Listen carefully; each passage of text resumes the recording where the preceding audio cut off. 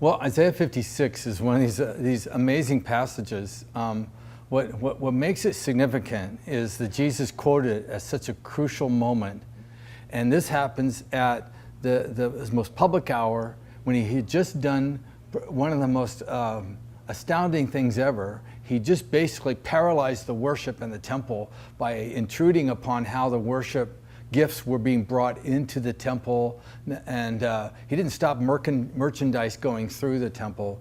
You know, there was no way through. It's funny the way the text should translate that these guys were bringing in offerings. He stopped that. He knocked over the tables where people were buying their tokens to go bring worship. He paralyzed this in fulfillment of actually other prophecies.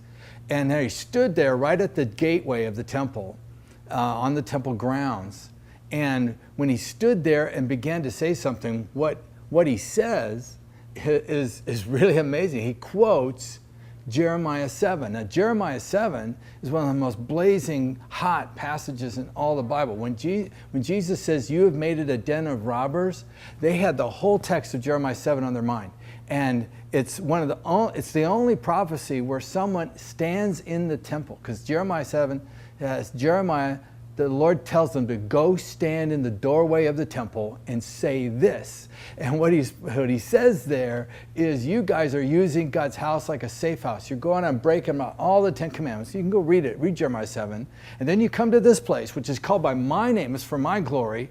And then you're like robbers, little banditos that do their crime and then go run to a little hideout place, like Alibaba and the 40 Thieves in this little house, you know, and basically to hide out so no one will see them.